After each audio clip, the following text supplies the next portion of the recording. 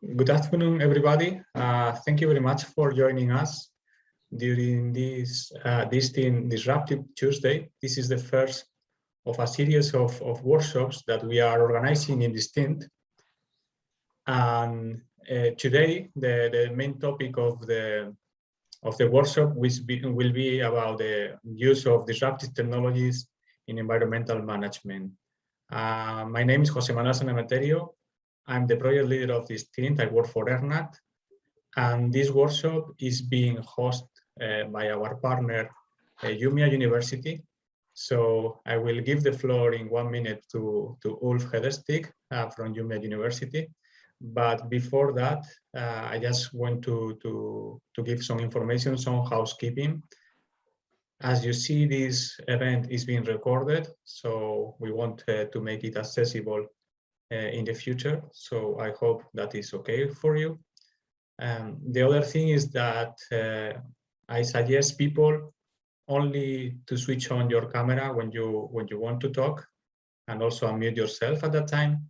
Of course, all the questions that you might have, you can put them in the chat, and also you can use the reactions button for raise your hand when you want to intervene. Okay. Without any delay, maybe I give you the floor, Ulf, and I hope people find this workshop interesting. I really invite or encourage people to participate in the discussion, because one of the main things we would like to get from you is your inputs and getting your reflections. Okay, thank you very much. Ulf, the screen is yours. Thank you, Jose. Welcome to the session where we are trying to demonstrate some practical deployment of how you can use different kinds of disruptive technology. And as Jose said, we will see some examples where we use both virtual reality or augmented reality, IoT and AI in practical examples. And I will give you a short presentation on the screen of the current workshops that we will conduct during the fall here. So today we have the environmental management and services, which will be conducted during the afternoon. But then we have 7th of December, we will focus on health and social care, and there we will have Finland as a host and the Karelia University of Applied Science. And the last one will be at the end of January, the 25th of January, where ERNACT Ireland will be the host for the last Disruptive Tuesday. Today, it's based on the third step in the DISTINCT project, and those who was attending the NPA annual meeting perhaps visited us when we presented the project. And we have conducted a foresight analysis and mapping the capacity of how disruptive technologies is used within this MP area. And we are now in the third phase, where we try to demonstrate in practice how you can use these kind of technologies in public sector. So if you want to get information about the foresight analysis and the other reports, you can visit the website and get the information from there. Today is the program as such that we have two Swedish presentations around two different kinds of technology. We have the Hidden City with Johan Westlén, will show us some spectacular views about how to use virtual reality. Then we have friends from Ireland who will demonstrate the chatbot and how you can use it for the purpose of environment management and services. And the last one is about smart sewer system, where we use IoT. And we will have a break at around 2 o'clock, and after the break, we will have a panel discussion.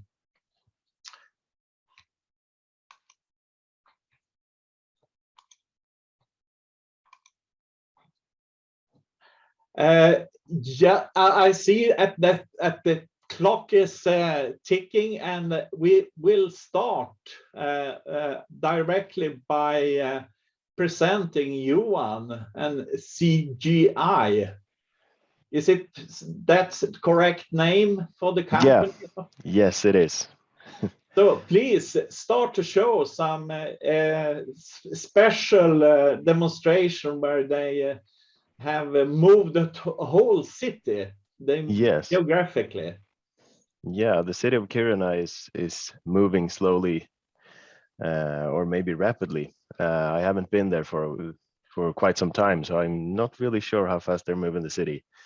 But moving a city poses a whole lot of new issues and challenges. When moving the city, they came to us, and Robert Ylitalo in particular, who is in this image, asked for a collaboration because they noticed that they would have the help if we could visualize underground infrastructure. And I mean, vision yourself in an excavator trying to dig for something. You know, there's a leak somewhere, and we know that we need to fix it as soon as possible. Maybe the ground is a bit frozen as well. And putting on a Microsoft HoloLens in this case will help you with GPS positioning and the location of where the pipes are and at which depth. So that is the basic idea of Hidden City, to display what you cannot see with your bare eye. So let's move ahead. Satya Nadella mentioned our innovation here with Hidden City as one of the year's most inspiring uses of technology in his keynote speech in 2019, which is starting to be a couple of years ago now. So it's an old innovation by this time. And we also entered the World Smart City Awards, and we came to be a finalist in that with the Hidden City application. So who am I? I'm competence area lead of AR and VR within the automation and analysis practice within CGI. So I'm responsible for our spearhead division of augmented reality and virtual reality, and also mixed reality. And we have the top developers here in Umeå. So the team, I don't have any images of them that I can show or have permission to show. So they got these clip art images instead. We have Anders Bratt, Jason Smith, and Marcus Lönneborg, who were the guys that developed Hidden City. So the hardware that we're using is both for iOS devices, an iPad, and also the Microsoft HoloLens. So when using it with an iOS device, we attach it to a GPS. This one in particular is a Leica device that is put on a monopod and then an arm in order to place the iPad somewhere, in order to visualize heating pipes or sewage or water pipes beneath the ground, and also to display manholes and those kind of things. And when using the Microsoft HoloLens, and this was built for the first HoloLens that Microsoft released, we also had the help from a company in Lycksele who developed a custom-made GPS unit that we could use in combination with the Microsoft HoloLens, because the HoloLens itself doesn't have a GPS built in order to get some kind of accuracy with the Hidden City application. And if we take a look at how the things work, we feed the data through our web application, our administration web, into a database, and that is loaded remotely to the HoloLens or to the iOS device then.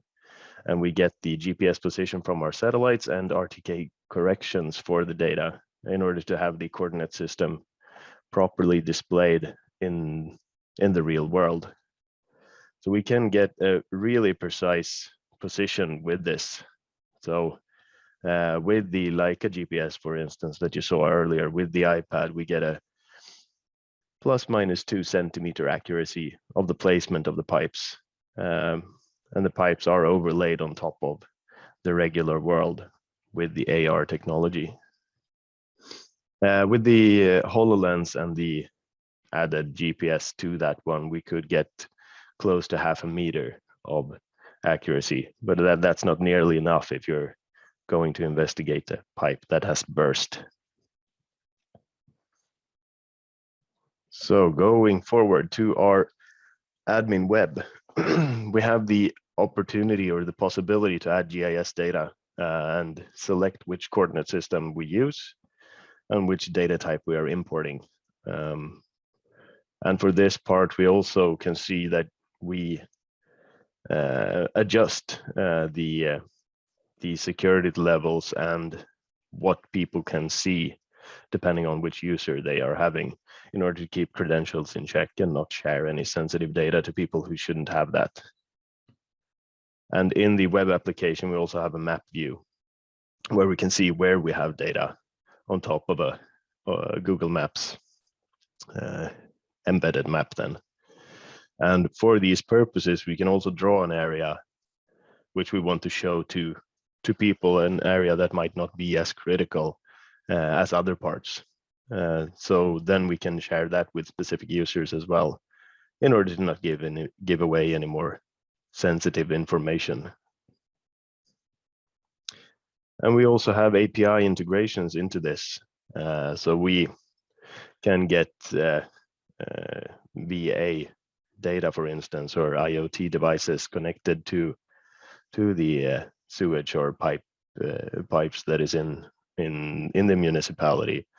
So we can visualize that as well and add that as metadata on the pipes that is viewed through the AR application.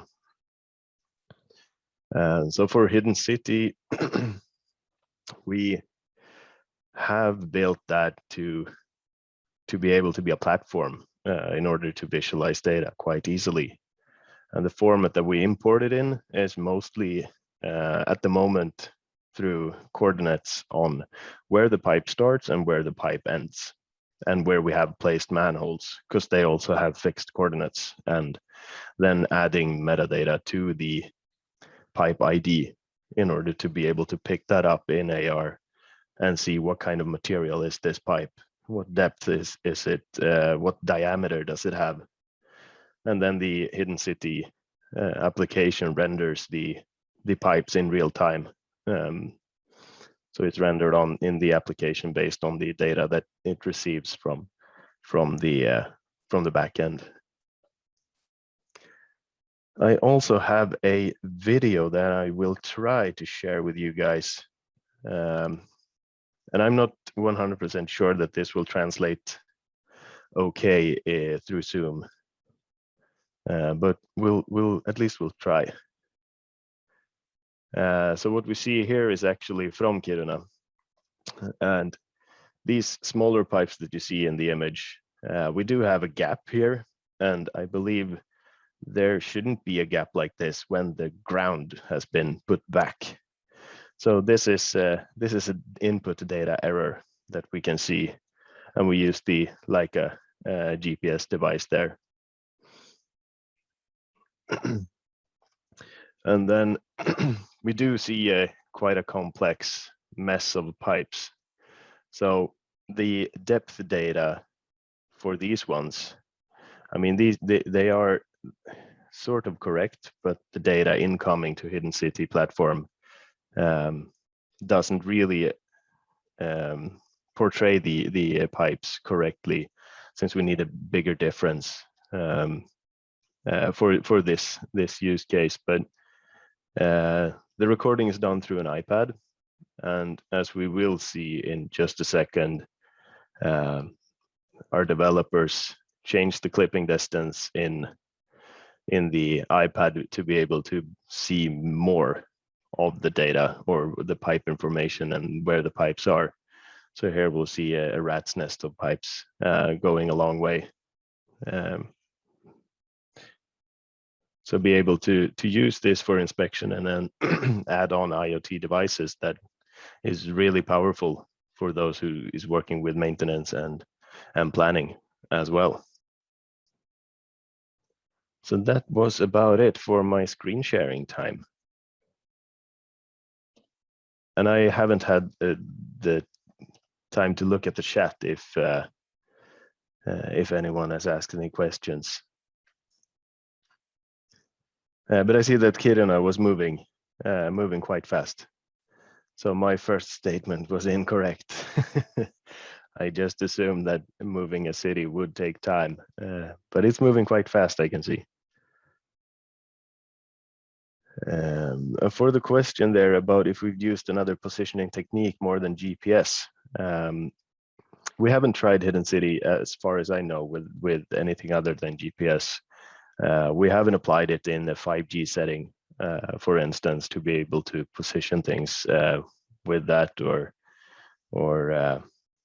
any other approach to use localization in that way. But we would like to try to use it in more ways.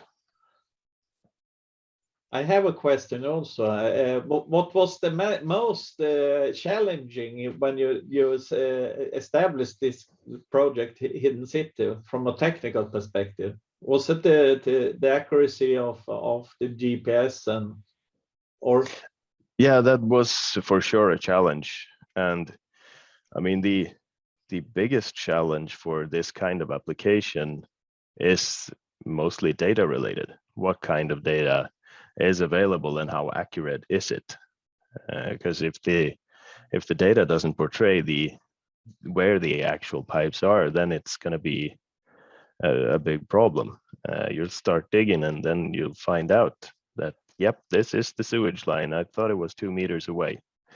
So that could cause issues, obviously. But when moving an entire city and building the infrastructure from the ground up, then the data should be correct when it's new measurements or new coordinates, and everything gets noted down. Yeah. I see in the chat we have also a question. Is it normally available, this kind of information of where the pipes are exactly?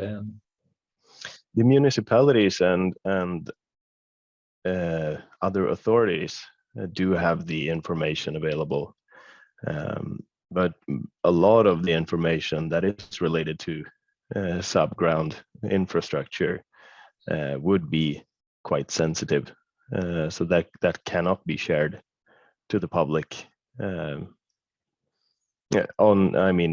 any large extent.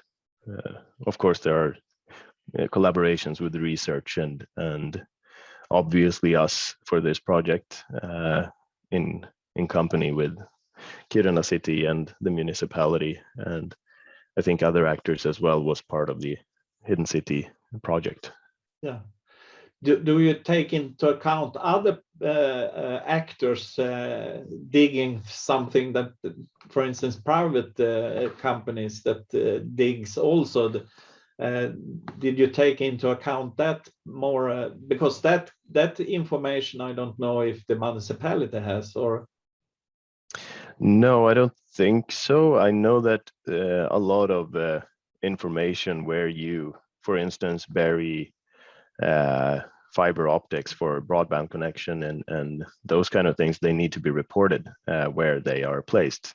And if that's to a municipality or if it's to the municipal energy company or something in the lines of that. So I believe it is reported, but I don't really know to what extent it needs to be visible or known by the government authorities. Okay. Okay, thank you very much for a very interesting showcase, so to speak, to show that you can use these kind of technologies to visualize in a different way from an environmental perspective. So thank you very much. Yes, thank you. I'd like to comment to Andreas as well, talking about LKAB. Yeah. And that we do look into localization in underground environments as well. And we have discussions with LKAB, or some parts of LKAB at least. So we can pick that up, you and me, Andreas, later on if you'd like.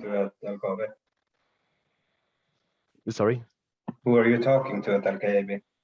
Kjell-Ove Mikkelson, and there's some other name that slipped my mind. But there was related to simulation of some transporter bands and those kind of things, and some other things that I'm not able to share at the moment. Yeah, we should talk further about this. I think we could. Yes. And some kind of application like this for the underground mines as well. Definitely. Not sure how it will work, but it's definitely an interesting concept. Yeah, but I've heard that you have pretty good coverage of connection through Wi-Fi or wireless connections down there as well. Yeah, we have. But I'm not sure for new. Wi-Fi, but the Wi-Fi is not maybe the most optimal for. No. But in order to build upon that, it's a good infrastructure to have in place. Yeah, for sure. Yes. Yeah, this is a good example where we start to negotiate and collaborate at once. Thank you very much, Johan. And we will continue to the next example, and then we move to Ireland and look at the chatbot. Ulf, sorry. Okay. There was one person, Jari, wanted to have his raised hand. Okay. All right, thank you indeed. Thank you, Johan, for your presentation, and sorry for interrupting like this, but I'm really intrigued to follow your presentation. It was not long ago I was visiting my sort of neighboring University of Applied Sciences here in the east of Finland. I'm from Karelia, but at the Kajaani University of Applied Sciences, they do advanced 3D modeling for the mining industry and the National Geological Research Center, and they do very similar kind of modeling underground that what you are doing, and I'm sure some of the mining industry in Sweden, for example, is probably doing similar things as well, and it's probably one way to look for further collaboration, especially if you want to develop the technology. I'm sure these mining 3D modelers, they have probably a lot to offer as well. So this just a brief comment. Thank you very much. Yes, thank you for that. I think that in the private companies, they have been using more of these kind of solution. Isn't that right, Johan? That VR and augmented reality is more common in the private industry than in the public sector. Yeah, definitely. And I mean, a lot of the drivers for using AR or VR, for that matter, or some mix in between them, would take place in some of other use cases that we've applied the technology to in the manufacturing business or the manufacturing industry, where you can reduce the time it takes for someone to learn a new occupation or new tasks at work. Having a guided instruction in AR does really help for both the summer internships and those kind of things. So that is definitely a driver. That's a good thing to think about, especially from a public authority perspective, that there exists certainly examples within the private industry that they can look at and get some best practice from if they want to use these kind of technologies.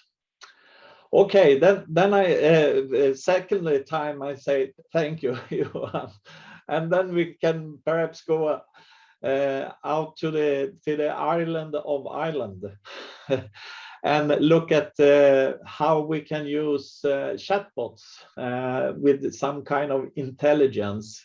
Please, Agustin, if you're Thank you very much. So yeah, good morning, good morning or good evening, everyone, depending where you are. So yeah, my name is Agustin, and I'm going to present an AI-powered conversational chatbot for greener services. I'm going to share my screen. Please let me know if you see this.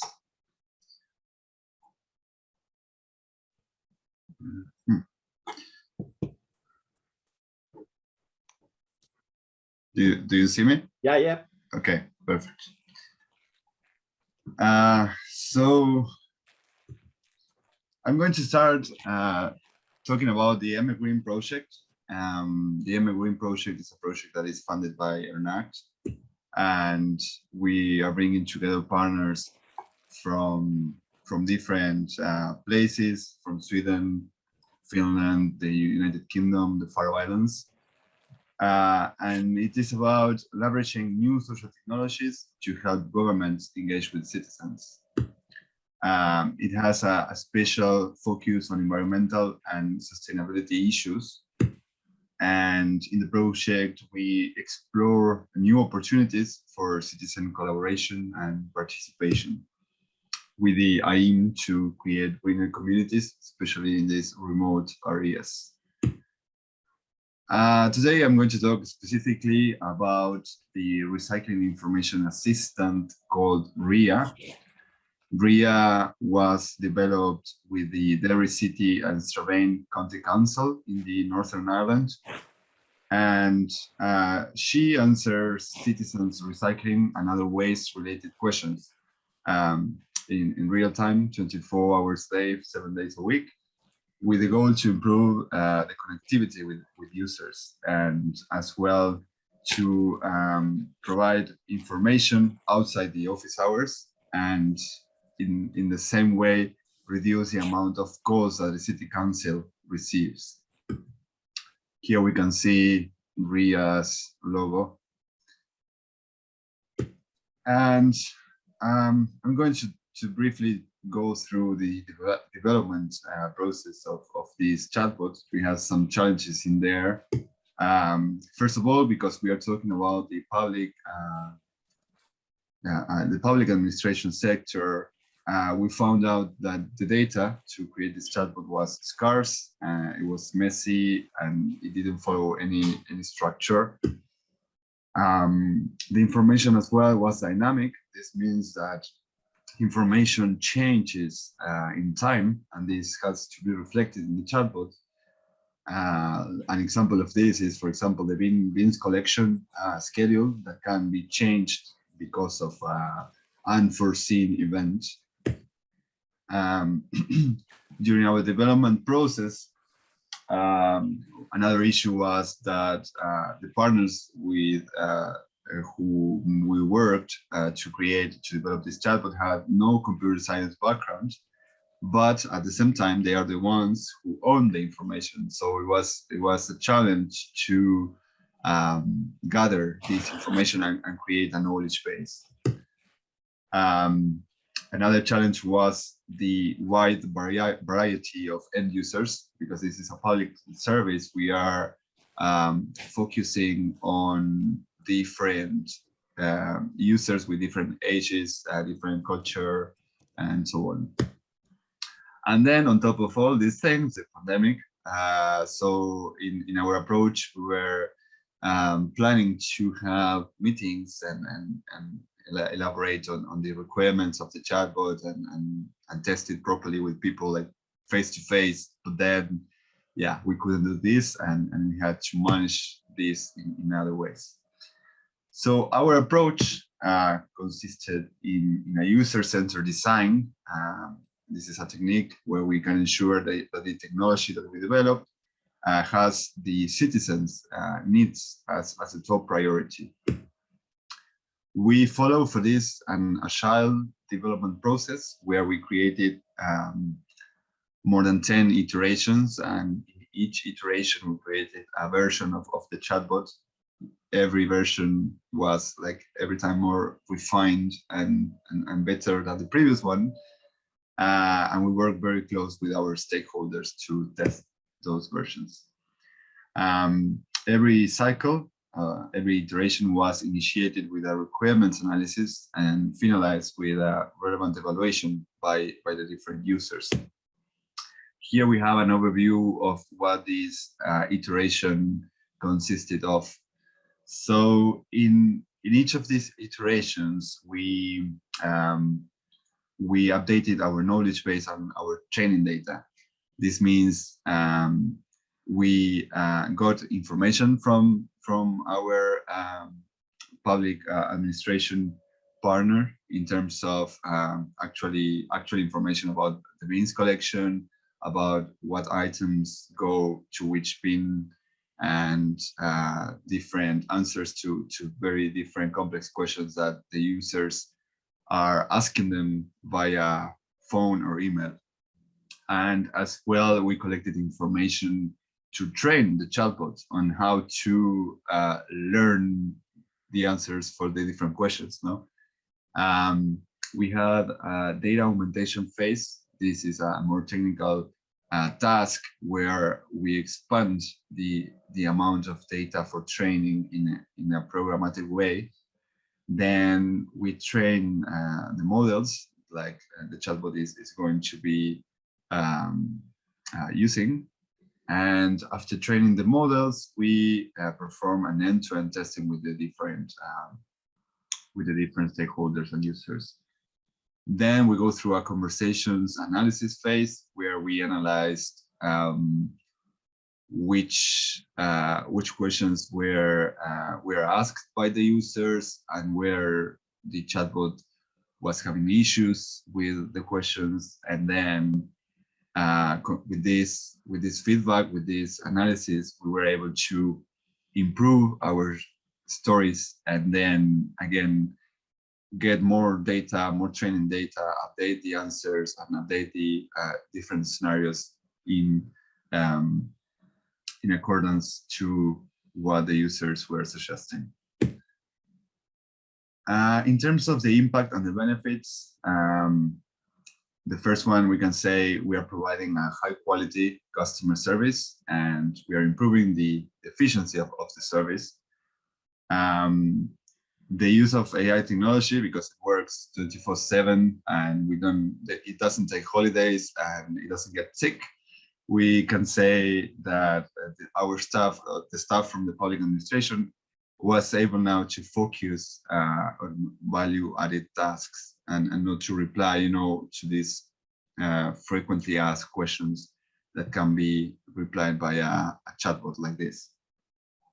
And as well, one of the impacts is the sustainability agenda, because we have the opportunity to educate and improve environmental awareness. We talk a lot about nudging for citizens' behavior. The chatbot is always trying to promote more sustainable actions, and is always suggesting things for the citizens to reuse and to recycle things, and overall creating public value.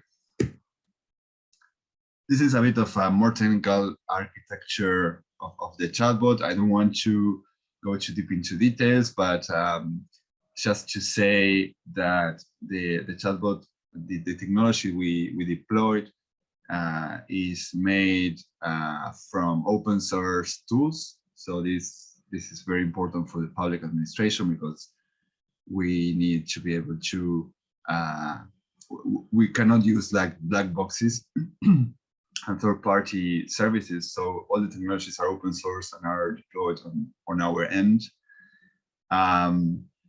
There's two main user interfaces. One is the chatbot itself, and another is like a conversation platform tool that we use to monitor the conversations that the chatbot is having.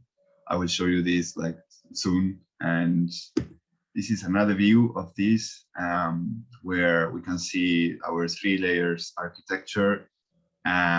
Like the important thing here is that the chatbot can be embedded in the different organizations' website independently of the technology that they use for this. And I won't talk much more. I will show you the chatbot now because I think this will be the most meaningful thing. So the chatbot is still on a testing environment here. It's going to be released hopefully the following weeks. It's ongoing some testing at the moment as well from other people that is interested in testing it. So you can see, like when you open this page, you have the chatbot here, like popping up and saying like, "Hey, I'm here to answer questions about waste and recycling queries." Perhaps I'm going to use this. Let me see.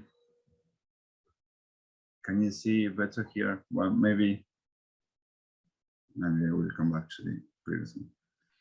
Okay, there we are. So when we open this, well, the chatbot presents itself and it provides some most common queries for the users that are lazy and they don't want to type anything. You can just click on different buttons here. You have like 5 different menus to try. We can try, for example, bins collection. And for example, we might be having problems, we might be having issues with our bins collection. So here we can get more information regarding this. So there are still situations where the chatbot is pointing out to call some number, or because there's still things that are not fully automated on their end. So this is still an ongoing work. But the chatbot is intelligent enough. We can ask him several things. Like, for example, we can ask, where can I put beer bottles, for example. So with this question, the chatbot will say, sorry, you can put beer bottles into the blue bin. It provides as well a tip, completely empty, washed and dried. It also shows a picture of the blue bin for the ones who doesn't really know what it is.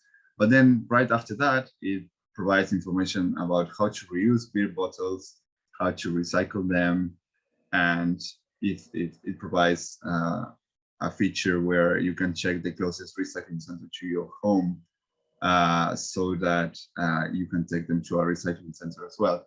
So if we check here, it will ask us what's our postcode. So I have here a postcode that I just took from OpenStreetMaps. And it will tell me which is the closest recycling center to my house, the opening hours. And if I am on my phone, I can follow this link and I can just direct myself into the place. Another query, for example, we can say, where can I put a laptop as well? So yeah, so here is you cannot put a laptop in the bin, but you can reuse it, and you can bring it to a recycling center as well. And maybe we can have a different question. We can say like, okay, can I put, for example, kitchen paper into the blue bin? So if this is a more complex question here. So yeah, so here we have, yes, you can put kitchen paper into the blue bin. If soiled, put it in the black bin. Okay, yeah, that makes sense. Then there's a question that is repeated many times in the phone calls that the guys receive. So one is like, what can I put in each specific bin? So we can say, I want to know what can I put in the black bin, and then I can get a list of the actual things that I can put in there. And soon after that, the chatbot is going to provide some recommendations. If we follow this link here, we have a very nice video about how to recycle things that go into the black bin. We always have the option to go back to the main queries there. And for example, another question that is widely asked is like, when are the bins going to be collected? So the chatbot, with this question, the chatbot will ask which specific bin, let's say, for example, the blue one. And I will say I am in Derry. And it will ask me which street I'm in.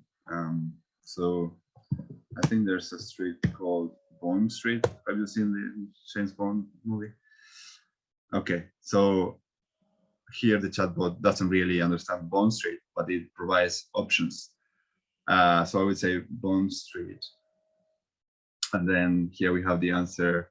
Okay, so my bins are going to collect today, in fact. So yeah, you better hurry up, or maybe you are late, depending on the time where the bins are collected. And there's like a huge number of other questions that the chatbot is able to reply. So for example, where should I leave my bin? So here I have a huge mistake. Instead of leave, I put leave, and the chatbot will tell you like, sorry, I don't know what you mean, but it will provide actual similar questions to that. And I want to know where I should leave my bin, and it will provide an answer for this. Other questions like are more educational, like for example, why should I put my food into the small brown bin? And it will provide a more comprehensive answer. This question, in fact, I was asking this question here in Norway, like, will extra bags, will you lift extra bags? Because sometimes you kind of run out of space there. So yeah, the answer is no. And this is as well another question that we can answer. What happens if I move my house? Do I move the bins with me? What do I do? Yeah, it's property, it's your own property. So you need to move your bins with you. So yeah, this is an overview of the chatbot. And I wanted to show you as well, this is this platform that I was telling you about, where we record the conversations for analyzing them afterwards. So the last conversation, it's my conversation here, where we can analyze where the chatbot is having issues and how we can improve it a bit further if people are asking questions that the chatbot doesn't really understand. So that's all for now. Okay, thank you. Yeah, a question. It requires that you have the data digitally, and isn't that a challenge when you need the information from different servers? And was it easy to get all the information because the bot has to provide some kind of answers that? Yeah, so that was the main challenge, I would say. Like there's different situations where the public administration can have already APIs or services in place where you can consume the data, but it was not the case here. So we had to create those services to be able to provide the data in a structured way. And that was the main challenge, because the data was distributed across many different people. And we had to go, like different sectors of the public administration and ask them, and they would say like, yes, this is like this, but sometimes it's not. So there's like a huge decision tree for some cases, and we helped them to structure their data, in fact, and that was the main challenge in here. Okay. will it be more challenging when we look at AI and see if we go beyond this information and see the bot as a decision maker, for instance? Yeah, well, there's another approach we could have taken here, and it's like just fed everything you have and just let the chatbot learn from the raw data. And that is a valid approach that is being researched in the context of conversational agents. But it's not something we can let happen in a public administration, because it is a black box. It is literally a black box where you don't really know what is going to be the answer. So we follow a more conventional approach. It uses AI in many different situations to guide the conversation, to understand what the user is trying to say. But the knowledge base was built by us, and we know exactly what it's going to say if it says something. Yeah. It's interesting, since we just are on the surface of the AI today, and everyone is talking about that. So it's interesting to see future solutions around this area. Jose perhaps can help me if there is any questions. We have something from there is one coming. Yeah. So in the context of the EMERGREEN project, we are building a transnational platform where all these pilots experiences and the knowledge we got from the process of developing chatbots and developing other AI and other technology solutions, everything will be published in a transnational platform that will be open for others to consult and to learn from the experiences and to reuse the tools that we are creating. As I said before, the tools will be open source, so anyone will be able to download that and play and maybe implement their own services, but as well, like, learn from the experiences and how to build these technologies in the public sector. So this would be online hopefully soon with all our experiences. We will conclude this project next year, so around March, I guess, we will have like all this information online. I'm not sure, Margaret, if that answered the question or the prompt. Yeah, that's fine. Thanks very much, Augustin.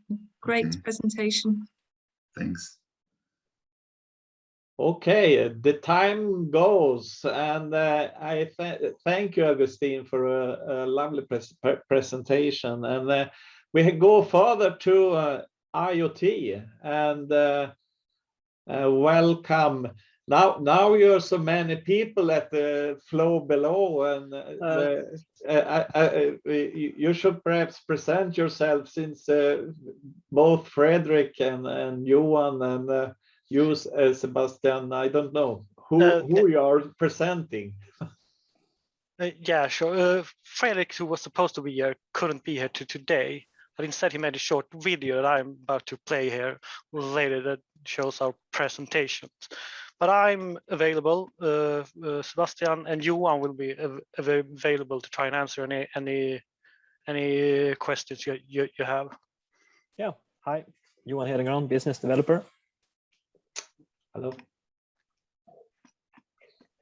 Yeah. So if it's fine for you, Sebastian, is it movie yes. time? Just try and share the. And we had some greetings from the founder and CEO Fredrik as well. He was double booked by a quite interesting possibility as well. So it's not that he down prioritize us. It's just a matter of getting his resources to be well distributed. Okay, let's see here. Hello everyone. Thank you for having me today. My name is Fredrik Sahl, the CEO of Flow Below. We help water companies and municipalities to detect problems in the sewer systems. And we do this by using IoT sensors. I'll speak to you today about the type of problems that we can help you solve, and hopefully it will give you some insight into and inspiration of what you can do on your own, but what is actually possible to do with the help of disruptive technologies such as connected sensors that are battery operated for years. Smart sewer system. Our sewers are leaking, unfortunately, both in and out. As much water as we flush down the toilet and shower leaks into the pipes before reaching the wastewater treatment plant. Water finds its way in through faulty connections, and because the pipe networks that were buried long ago no longer holds tight. Though, why should you care about the capacity limit of the sewer systems? Well, for the property owner that is standing in their basement with water to the knees, it's fairly obvious. Of course, you don't want to walk around in the sewer the sewer water that you flushed down the toilet 10 minutes ago just because it's raining outside. Fortunately, the sewer system is designed in a smart way so that water can leak out somewhere else than into your basement. Usually this is in a lake close to you, and of course this isn't great either. You don't want to be swimming next to the toilet paper that you flushed down 10 minutes either. So none of these options are very good, but the problem is it's very hard to find the cracks in the pipes, and it's very hard to find faulty connections. Usually they can lie there ever since the system was built, and that could be some 40 years ago. So what do we do to find all these problems? As you can see here in the pictures, these are the very modern ways, but still very time-consuming ways of trying to detect where water is coming from. You can see people lifting lids, you can see them pumping disco smoke into the sewer and see where the smoke blows out. You can see someone entering the sewer via walking down into it. Of course, this requires lots of equipment, and you have to seal off the road and so on. You can put water coloring into the water and see where you can where the colored water flows out. So these are very labor-intensive solutions. And at Flow Below, we figured, okay, can we do this in a smarter way by applying small sensors that can measure something? And we figured, what if we measured the temperature? I'll give you an example here. Here is a technician sitting in his car, telling the system where he is about to install a sensor. Lifts the lid, puts a nail into the concrete, drops a temperature sensor down into the water, and attaches the communication device. And then he's done. This takes about 5 minutes, so you don't have to walk into the sewer. Much easier than many of the today tools that they can use. By measuring the temperature, our algorithms learn the temperature of the sewers, and by crunching the numbers, we're able to create this map of where to look for inflow sources. Of course, when you have a map of the sewers, it's much easier to focus these traditional methods of pumping smoke into the sewer, filming them, just opening lids to check what could be the problem. It's much easier when you know where to go. Instead of doing everything everywhere, you can put a very specific target area and use the best techniques to find faulty connections, or let's say you have cracks in the pipes, then you know what should be the appropriate measure to deal with it. So this is one of our services. I'll give you a bonus feature of what you can do with a smart sewer system by measuring the water level in a sewer, and by defining the geometry of these overflow points. We're able to calculate how much water is flowing out through this pipe. And this is actually a law here in Sweden, and it stems from the EU. So it's a law for most countries listening to this, I guess, that you have to know, you have to report how much water and how often has an overflow point been active. The traditional way of doing this is by having a cork attached to a string, and when water rises and flows over into a pipe, then the string pulls down as the cork floats away. And of course, this tells you that water has been flowing in this direction, and it's very clever, very easy to install. But unfortunately, you have no way of knowing how much water has been flowing there. So it could have been just a quick flush, or it could have been many thousands of cubic meters. At FlowBelow, we have built a system that utilizes battery-driven level sensors and creates once a year, if or more often if you want it.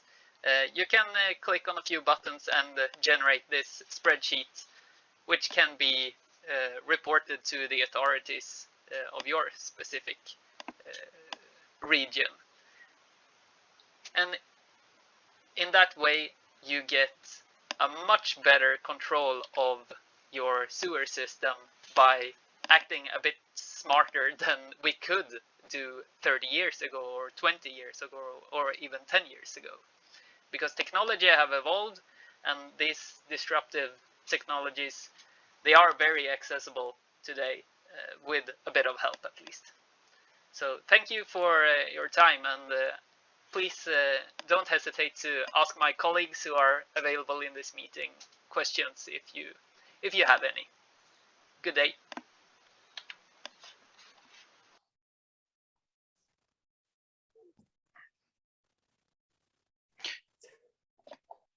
Yes, that was our CEO, Frederick, briefly explaining our services that are available today that we have. Yes. I don't see if there were any questions in the chat at least. Otherwise, I have a question. When you have these kinds of sensors, what network are you connected to? Is it a LoRa one, or is it even 5G? Or we're using LoRaWAN in some places, but we're also using some LTM sensors or Cat-M sensors, it can also be called.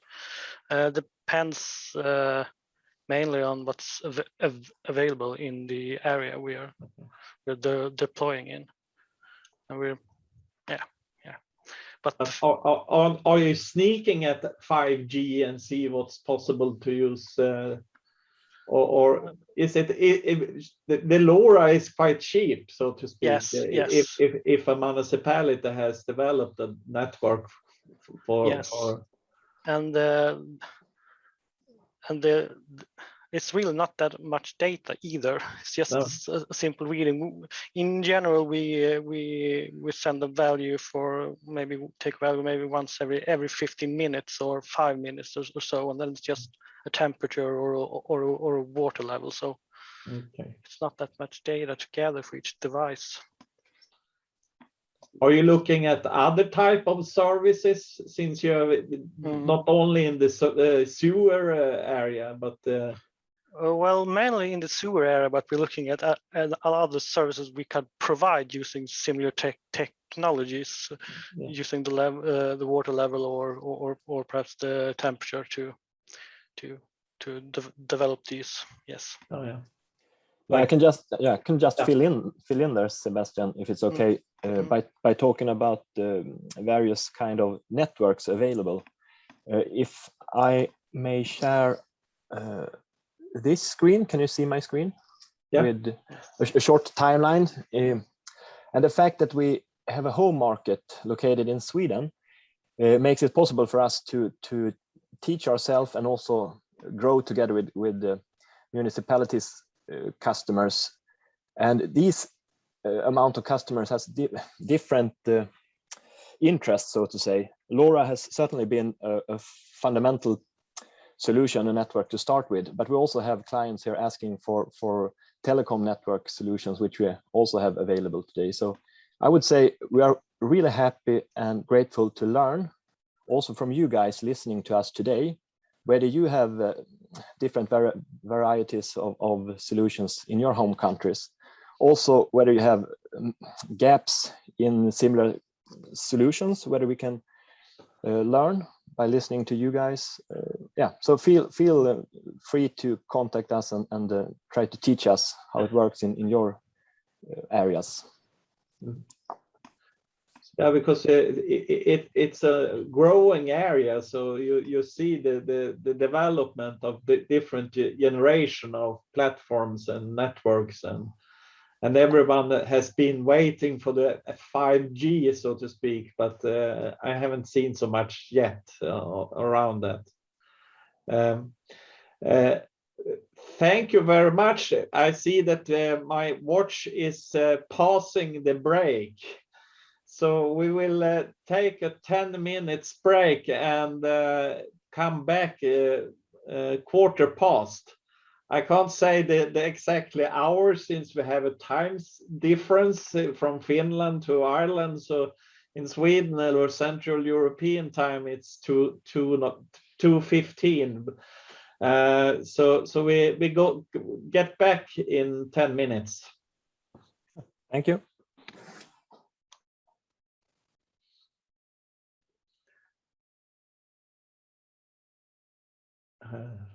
Have we Johan and Fredrik, Agustin and Johan? Yes. We will continue now with the more what we should call more a discussion about what we have presented, what you have presented during this first hour, and a question that I can start to give you the floor for is if you could present some kind of what do you see as the main benefit of using this kind of disruptive technology if you look at the public sector? What's the main benefit of using disruptive technologies? And since I see you eager. You start.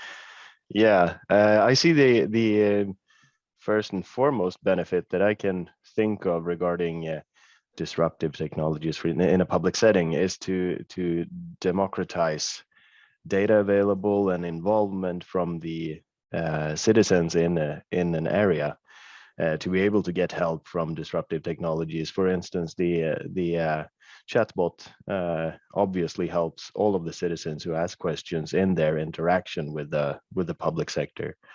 And for city planning purposes, the AR technology, and for maintaining that secure environment, the IoT sensors is also a really good use case for making the life easier for the inhabitants of the certain area that invests in these technologies. Okay. Johan, do you have any opinion about benefits? What's the benefit of using this than the traditional way? Yeah, I would say from Flow Below's point of view, and what we quite often start to hear from clients in inviting Fredrik as a speaker. That's also a reason today that he is double booked. One reason is that our users, at least they explain for us, that they tend to do the same things that they've done tediously over many years on traditional ways much easier and faster. So they get more valuable time over to analyzing where the cracks are in the pipes and in the water network, so to say. So basically, I would say the general benefits that you can see when something new comes in and save expensive time.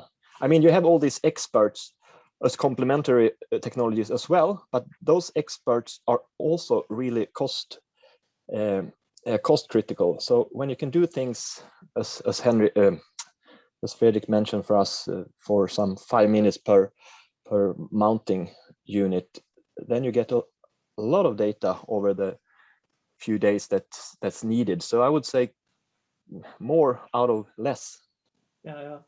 Isn't it also an issue of work environment for the employee who's been working and go down to the sewers in the all time, so to speak?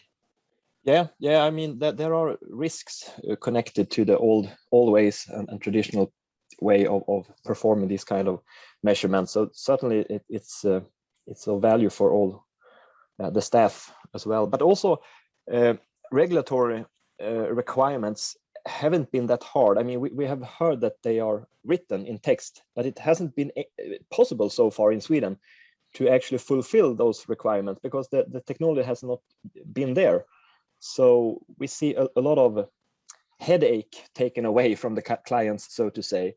The municipality kind of sewage companies, for the first time in many years, they can like clap their shoulders and say, at least now we are able to solve this solution. So I try to meet those standards that are quite new and hard. That's also a benefit we can see. Okay. Augustine, what is the mostly benefit from an AI perspective to use it in the public sector? What do you see that's the main beneficial aspect? Well, it's hard to say because we still haven't properly evaluated the chatbots in real life. So we are in the process to do so. But what we can see is that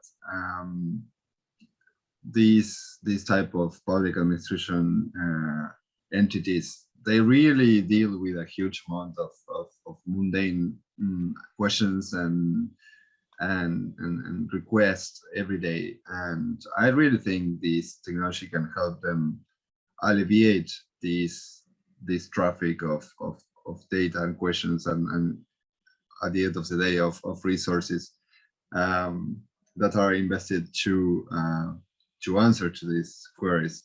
So I think the main benefit comes on that. Okay. I give you also the second question I had in my mind on, and it, more looking at the crystal ball in the future and the near future. And if you could say, what do you see as the next step of when it comes to within the AI?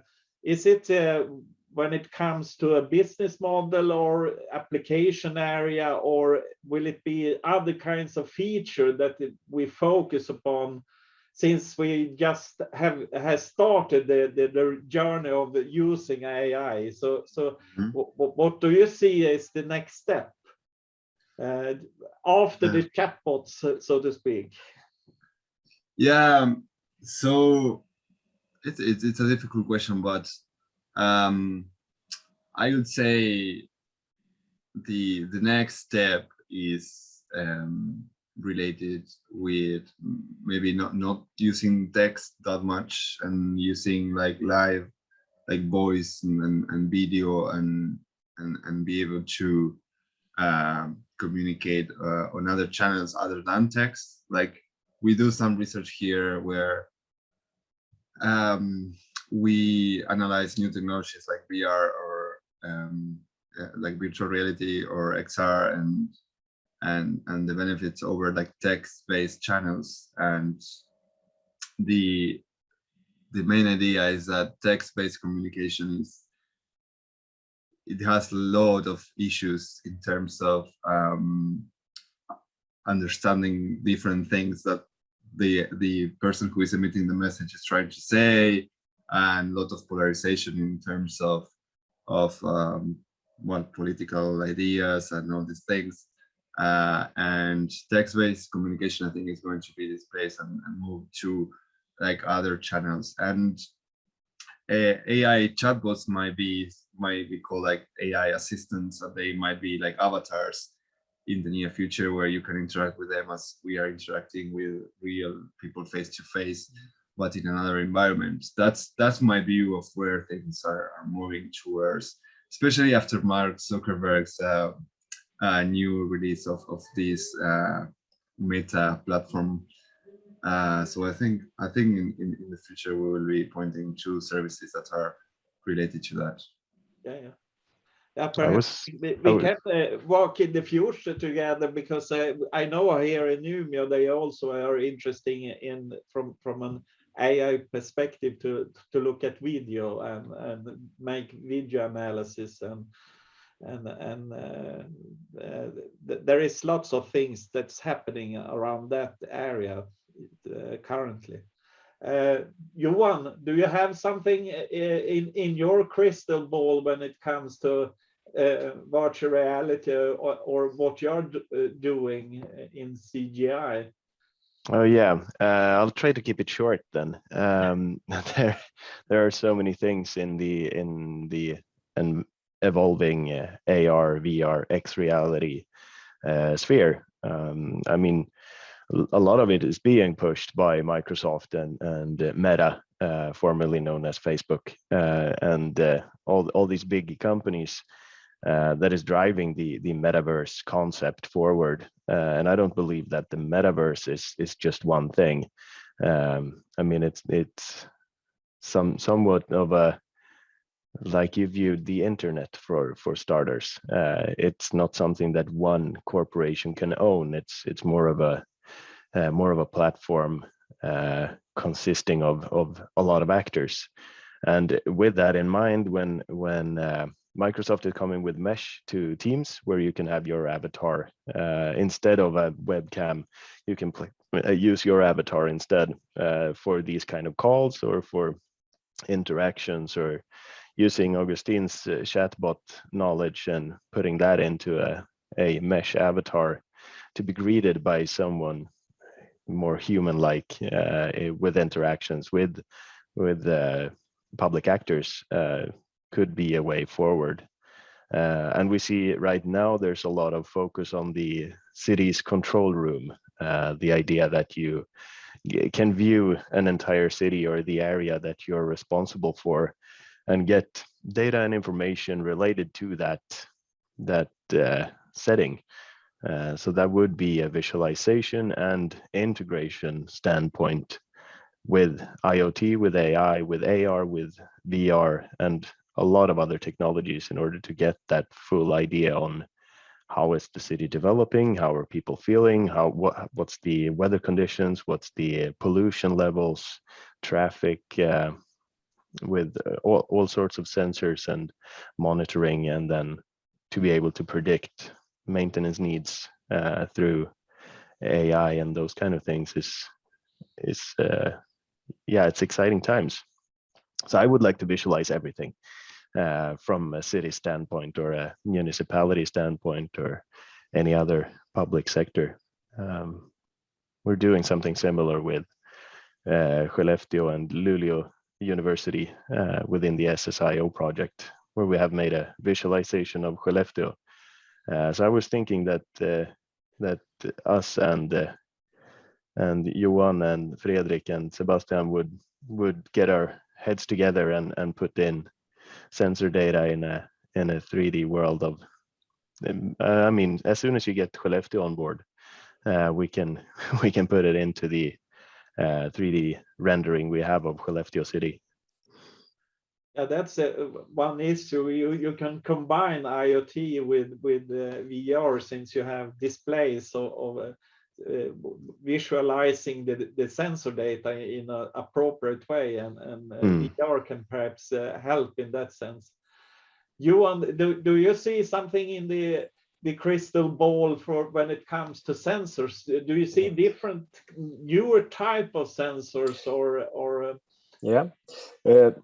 A relevant question, certainly, and Sebastian is the key guy as a CTO in Flow Below. But I will try to say, okay, from a market perspective, I would say that independently of which sensor that Sebastian can name drop for us, we try to keep in pace together with, as I said before, with the clients today, because we quite often run into various challenges on the Swedish map. So even though we think that we have clever solutions today, we do know that we have to stay very, very much in the front line, which is, yes, we do have already projects long going with new kind of sensors that unfortunately we cannot name drop these kind of varieties, but I guess all of you are most certainly aware of many of them.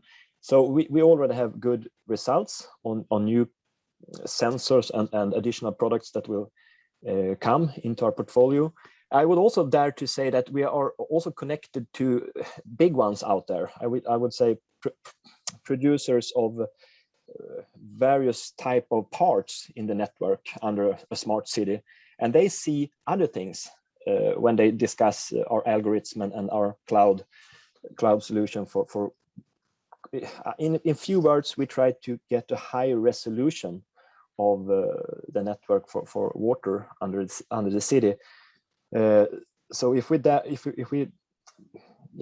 can do that together with big ones as well as municipalities on a lower region, I think we might be able to do something good out of it. But certainly what Johan also mentioned about Skellefteå would definitely be something to discuss further. So a long answer on the crystal ball, but there are good things already running. I would say Norway as well as Sweden, we have good things ongoing. I hope that Fredrik can mention some results of them quite soon then. Okay. Was it Sebastian, was you saying something about the sensor? Or? I don't know if I have much more to add to that. There are of course more interesting new technologies coming, but the sensors we're using now are working quite fine for most cases, and it's a lot about getting the sensors out in the sewer network so we can start getting the actual data. Of course, there's progressively getting newer sensors and new technologies for gathering this data, but we have some options now that work quite fine for our cases, and it's more about getting the sensors there so we can start collecting the actual data, I would say. You're talking lots of that you have to be on the spot where the public sector is.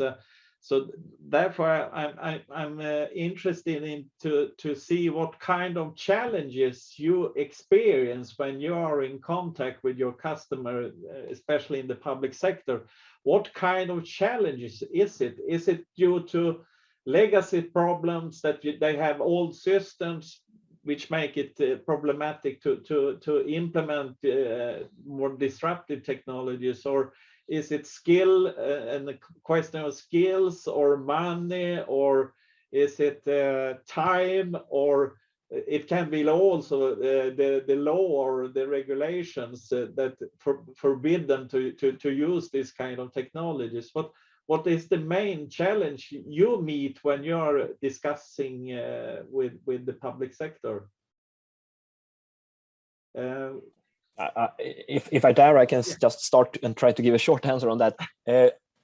We tend to see a kind of trend among the municipality in Sweden, at least, that each player, they call the neighboring municipality and ask, what kind of service do you use? Aha, you use that kind of sensor technology. But even though they know that they would like to do the same, they tend to set up too advanced startup projects. And our homework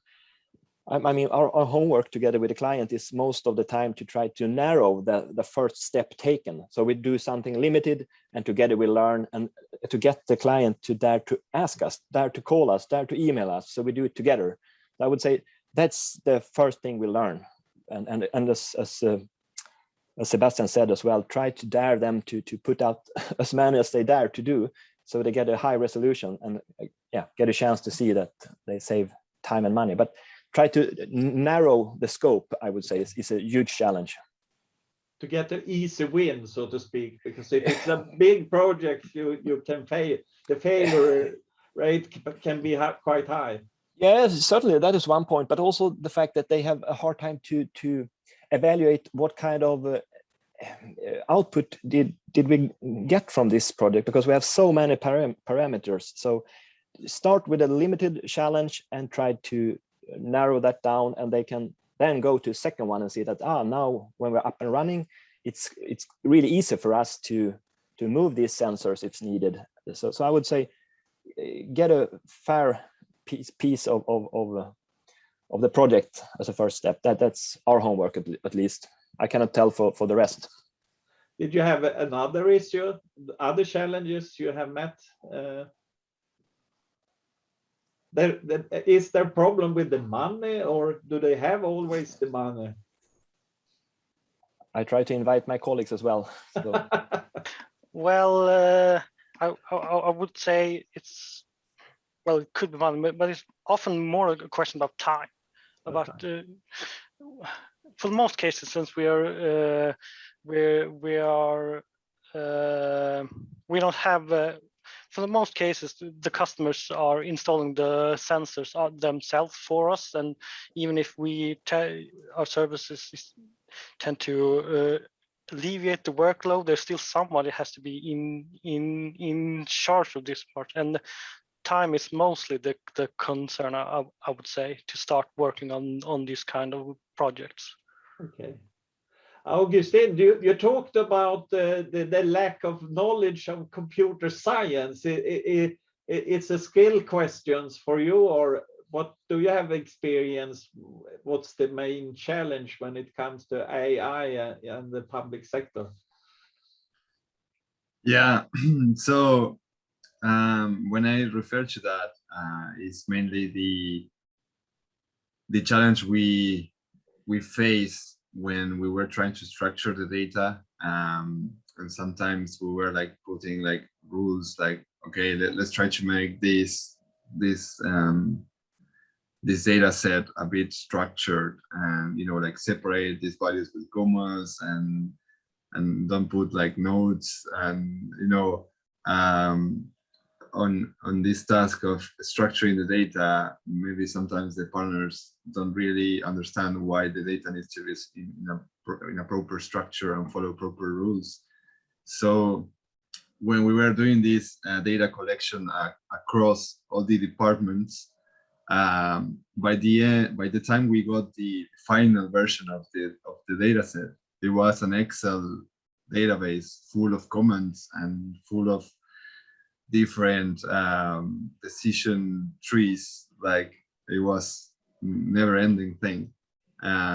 So it was, when I refer to the challenge of the lack of computer science background, it's mainly on this, like to know why data needs to be structured, and especially when there's nothing in place before you start to develop a chatbot.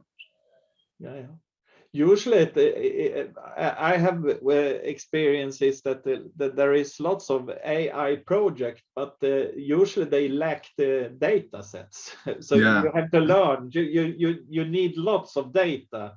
Otherwise, it's no reason to develop the project, so to speak. Yeah. So there are techniques where you use like what we call word vectors. That's like basically it's some kind of intelligence that is trained in huge data sets like Wikipedia or other huge corpuses of data. And then you kind of reuse that knowledge within your small amount of data that you have. So we've been using those techniques to try to expand things. We've been using like data augmentation techniques as well. Like you can define certain patterns, like you can program them, then the program can create like tons of data examples following those patterns. We've used like several of these techniques along the development. But yeah, the data is key. Like there's two types of data. So one is the organization data in terms of what are the actual processes that citizens need to follow to dispose a bin, or to dispose like an apple in a bin. Another data is like the data you need for training. Both are a challenge, especially when there's no when you're starting this structuring of data from the very beginning. It's lots of things you have to be aware about when we talk about the AI. Everyone talk about it, but very few that perhaps understand what it means. Well, something to mention here is that we are using an open source tool, an open source framework that is called RASA, RASA, and they have an open community around it.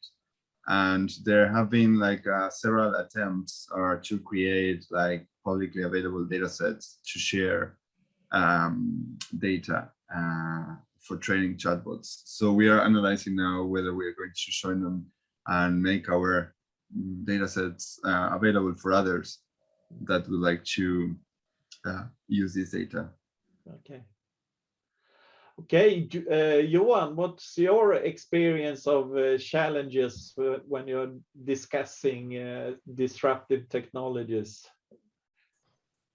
I mean, a lot of the times it's a matter of showing and getting people to try it out. I mean, it's easy to talk about technologies in a PowerPoint slide or those kind of things, but especially with VR, AR, or X reality, it's something that you need to experience. So you need to be out there trying it, and that's when most of the ideas come flowing. So I can do a really nice PowerPoint, but it doesn't do nearly as well as a visit and bringing a HoloLens on site, showing something that we've done previously. And then people are really good at imagining things that they could use it for. So all those inputs are really valuable, but on the other hand, a challenge for a procurement perspective from municipalities or the public sector overall is how do we frame the requirements for this kind of technology? And that might be hard from all of these three technology areas that we have talked about today, to see when it's new technology, how do we frame it in order to achieve the goal or get the value that we want? Because that's a journey, and the traditional waterfall approach to projects doesn't really fit that kind of these kind of technologies, in my opinion.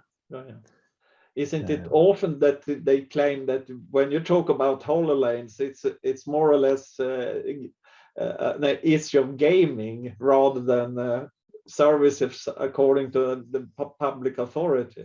Or? Yeah, I mean, the common opinion would be that AR is basically Pokemon Go or gaming or something like that, and I'd like to prove people wrong with that. So, I mean, it's cool gadgets for sure, but they can provide real value in real settings. So it's definitely a useful tool, but I believe that with even better hardware and like we talked a bit about previously, in a underground setting for mining and those kind of things, I mean, positioning and other environmental constraints also take a huge spot in the technology limitations that we have today, that we would need to get a bit further in order to have the full value of a technology area. Okay.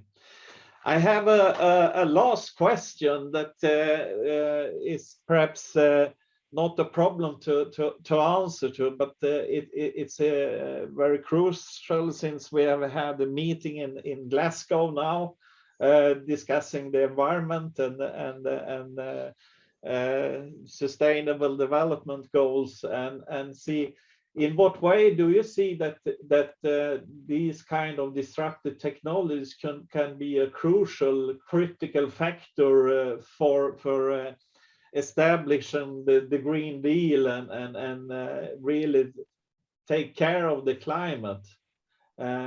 If you're on my view now, Johan, can you say something in the sense of the HoloLens on the VR or AR?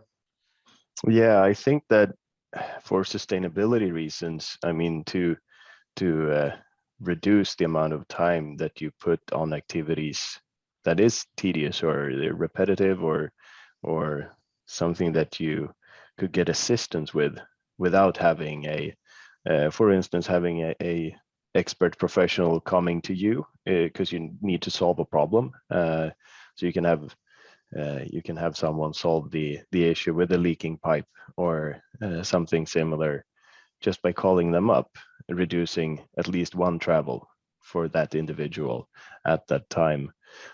I mean, that it's a small help, but it's steps along the way.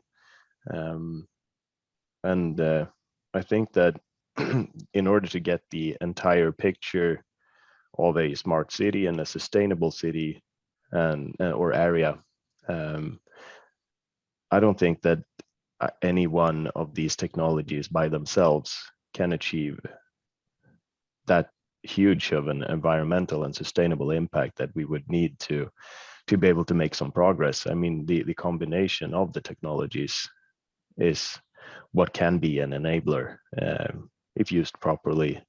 But I don't really have an answer to how that use properly would be.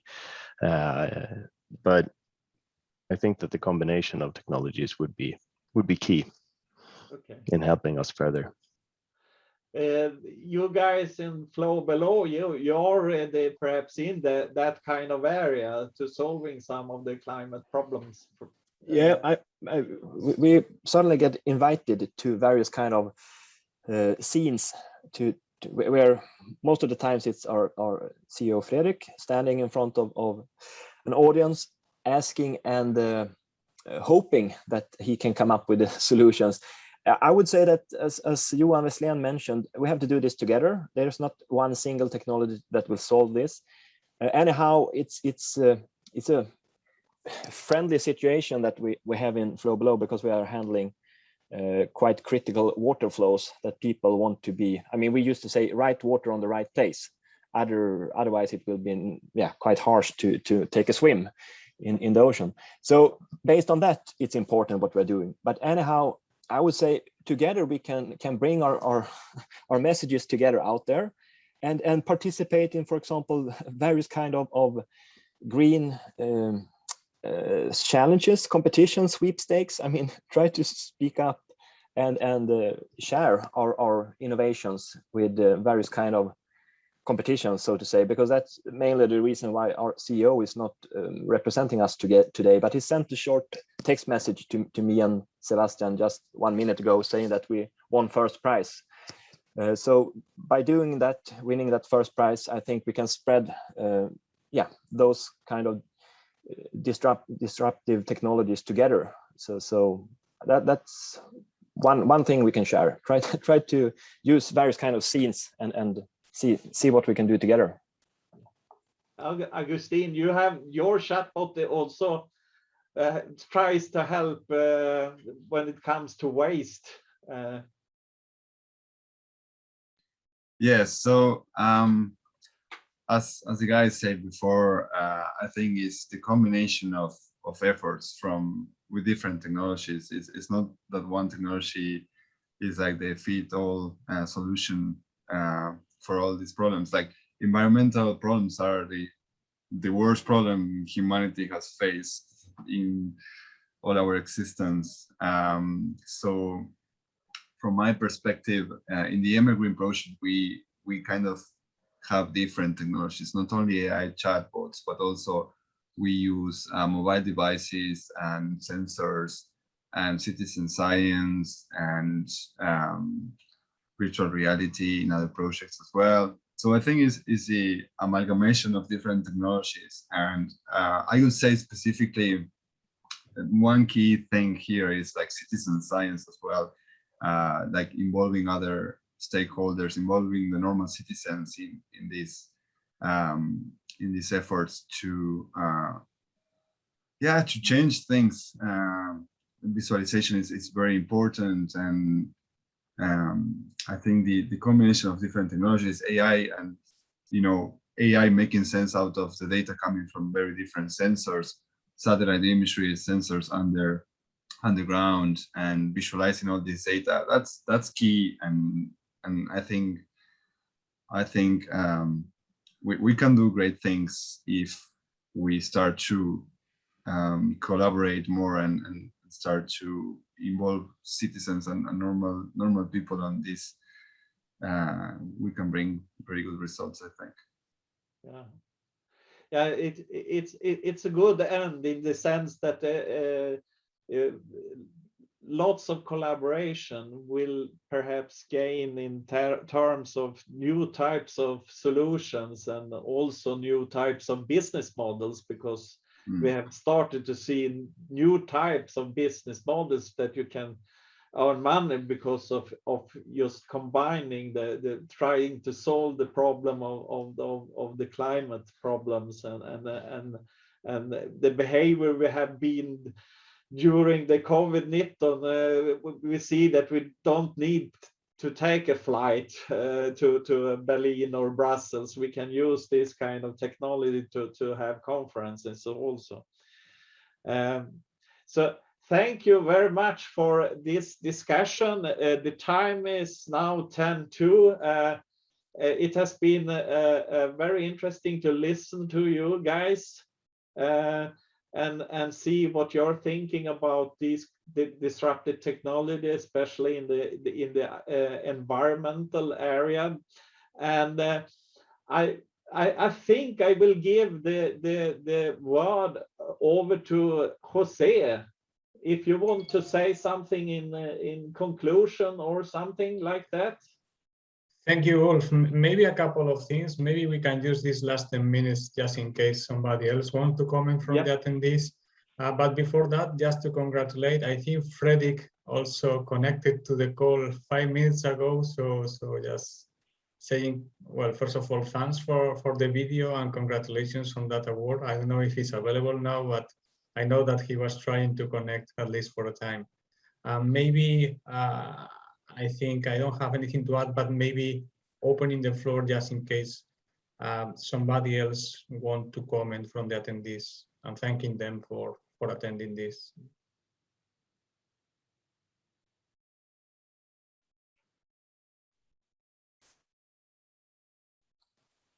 I think if there are no more questions, maybe Ulf, we can finish here, but just remind people that this is the first of a series of workshops. The next one will be in December, on the 7th of December, and will be about the use of this type of technologies, but applied to health and social care. That will be hosted by our partner in North Karelia, the Karelia University of Applied Sciences.